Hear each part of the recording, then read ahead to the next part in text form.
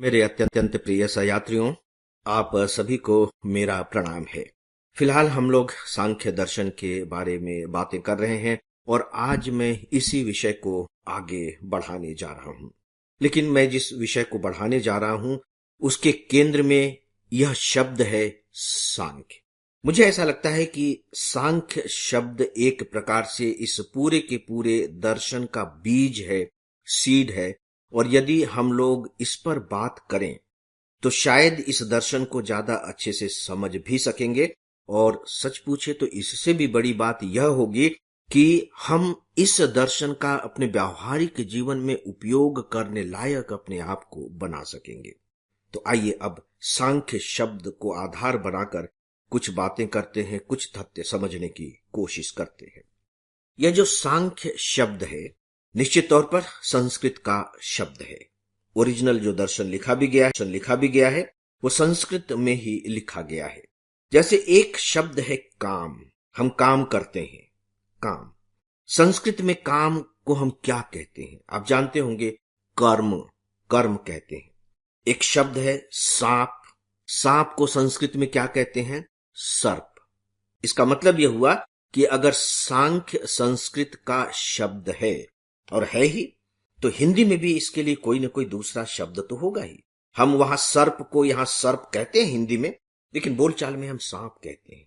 कर्म को हम काम कहते हैं।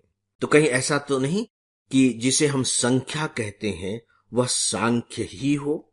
यदि आप ऐसा सोच रहे हैं तो बिल्कुल सही सोच रहे हैं। संस्कृत का जो सांख्य शब्द है उसी का हिंदी शब्द है संख्या।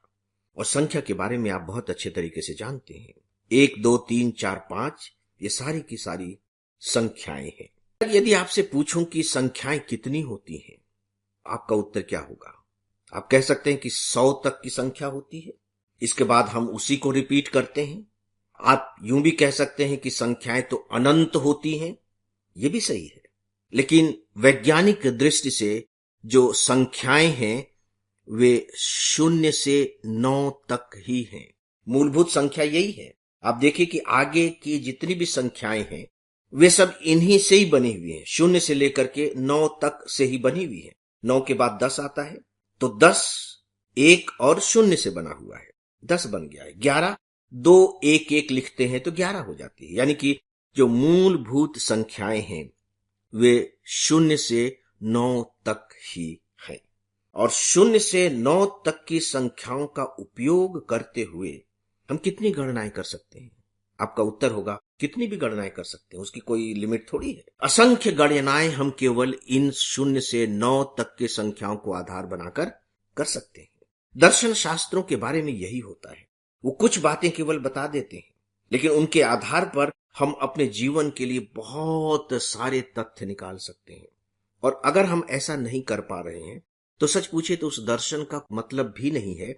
मेरे सामने गणित की किताबें रखी हुई हैं, पहाड़े रखे हुए हैं, गिनतियां रखी हुई हैं, मैं उनका उपयोग ही नहीं कर रहा हूं, या मैंने उनके बारे में कुछ सीखा ही नहीं है, जाना ही नहीं है, तो मेरे लिए वो संख्याएं अर्थहीन है। इसका मतलब यह हुआ कि अगर हम सांख्य दर्शन को बहुत अच्छे तरीके से समझकर उसका अगर हम अपने लिए उपयोग नहीं कर पाएंगे तो व्यावहारिक दृष्टि से तो अर्थ ही नहीं है। हाँ, ज्ञान की दृष्टि से जरूर हम कह सकते हैं कि सांख्य दर्शन के बारे में मैं जानता हूं और ये सांख्य दर्शन है। खैर, हमें दोनों बातें यहां करनी है। सांख्य दर्शन को समझना भी है, अपने जीवन के लिए उपयोगी भी बना। जाहिर है कि हम उपयोगी तभी बना सकेंगे जब हम इसको अच्छे तरीके से समझ लेंगे। इसलिए मैं इस विषय पर थोड़े विस्तार से आप सबसे बातें कर रहा हूं। संख्या आप समझ गए हैं। अगर आप इंग्लिश का एक शब्द है डिजिट, डिजिट यानी कि संख्या, आपके हाथ में जो स्मार्टफोन है या आपके सामने जो आपका कंप्यूटर खुला हुआ है या लैपटॉप खुला हुआ है, ये किस पर काम करता है? ये कौन सा इंस्ट्रूमेंट है? सामान्य तौर पर आप कहेंगे डिजिटल। ये डिजिटल इंस्ट्रूमेंट है। यानी कि जो डिजिट है वो इसकी ऑक्सीजन है, इसकी प्राण वायु है। जितनी भी चीजें इसमें डाली जाती हैं, किस फॉर्मेट में डाली जाती हैं? डिजिट के फॉर्मेट में डाली जाती हैं। मैं इसके वैज्ञानिक तथ्यों पर ज्यादा नहीं जा रहा हूं, केवल समझाने के लिए इसका उपयोग कर रहा हूं। जब आप डिजिट की परिभाषा किसी डिक्शनरी में पढ़ेंगे तो वहां आपको एक बहुत महत्वपूर्ण बात पढ़ने को मिलेगी और आपको मजा आ जाएगा। वहां आपको पढ़ने को मिलेगा कि हमारे आसपास जो भी घटनाएं घटित हो रही हैं वे सब के सब डिजिट है। वाह, क्या बात कही है। सामान्य तौर पर तो जब हम संख्या की बात करते हैं तो हम 0 से 9 की ही बात करते हैं और उसी का अंग्रेजी शब्द है डिजिट। लेकिन जब हम डिजिट की परिभाषा पढ़ते हैं तो उसमें 0 से 9 तक की संख्याएं तो है ही, एक और बात शामिल हो जाती है कि हमारे आसपास जो कुछ भी घटित हो रहा है वे भी डिजिट है। यहां आपको अब थोड़ा सा इसको विस्तार देना होगा संख्या को, और मैं इससे एग्री करता हूं। मेरे एग्री करने और ना करने से क्या फर्क पड़ता है, यह है ही ऐसा। इसका मतलब यह हुआ कि इस प्रकृति में जो कुछ भी हो रहा है वो सब डिजिट ही हैं, वो सारी की सारी संख्याएं हैं। और चूंकि हम सब उस प्रकृति के ही हिस्से हैं, इसलिए हम जो कुछ भी कर रहे हैं वे भी डिजिट है। हम अब तक जो कुछ भी कर चुके हैं वे भी डिजिट थे, भले ही हम उन्हें भूल चुके हों, लेकिन वो भी डिजिट थे और डिजिट हैं। तो जो हम कर चुके हैं वो कहां मौजूद है?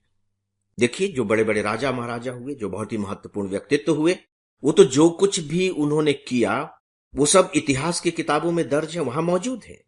लेकिन हम इतने बड़े नहीं हैं कि हमने कुछ किया हो, निर्णय लिया हो, उपलब्धियां हासिल की हो तो किताब में मौजूद हो, ऐसा नहीं है। लेकिन अगर हम जीवित हैं तो हमारे दिमाग में तो वो तथ्य दर्ज हैं, हमको तो मालूम है ना, और हमारे आसपास के लोगों को मालूम है, जो हमें जानते हैं, कुछ घटनाएं उनको भी मालूम है। इसका मतलब यहां हुआ कि जो कुछ भी हमारी स्मृतियों में है, जो कुछ भी हमारे अनुभव हैं, वे सब के सब भी डिजिट हैं। जो कुछ भी इतिहास की किताबों में दर्ज है वो सब डिजिट है।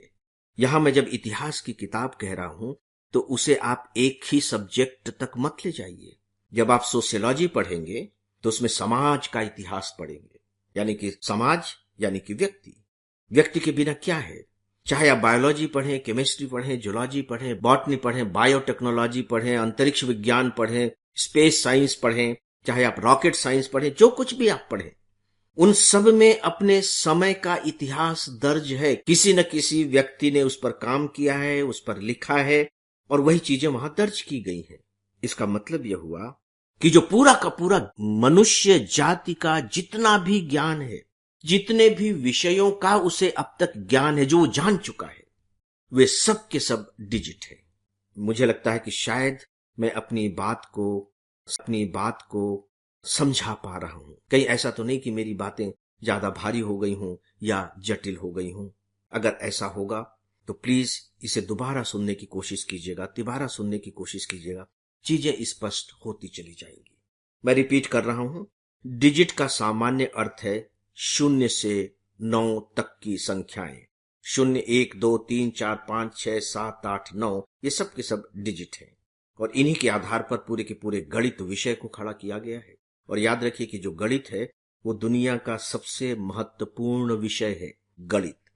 इसके बाद फिर मैंने इसे विस्तार दिया कि हमारे जो अपने अनुभव हैं, हमारी जो अपनी स्मृतियां हैं, वे सब के सब डिजिट हैं। क्योंकि डिजिट की जो डिक्शनरी में परिभाषा है वो एक परिभाषा यह भी है कि हमारे आसपास जो कुछ भी घटित होता है वो सब डिजिट है। और यदि जो कुछ भी घटित होता है वो सब डिजिट है तो सीधी सी बात है कि वो भी कभी न कभी डिजिट था, वो कहीं न कहीं दर्ज है, वो किताबों में दर्ज है। यानी कि जब से इस प्रकृति का निर्माण हुआ है तब से लेकर के आज तक जो बातें हम किसी भी माध्यम से जानते हो वे सब के सब डिजिट हैं, वे सब की सब संख्याएं हैं। आज मुझे अपनी बात यहीं समाप्त करनी पड़ेगी। डेफिनेटली अभी तो मैंने केवल संख्या के बारे में बताया है। यदि इनके प्रयोग के बारे में मैं नहीं बताऊंगा तो बताने का कोई अर्थ नहीं रह जाएगा। तो बस इसके लिए फिलहाल आप मुझे अनुमति दें। नेक्स्ट एपिसोड में डेफिनेटली हम लोग इसी पर बातें करेंगे। एक बार फिर से मेरा प्रणाम स्वीकार करें। नमस्कार।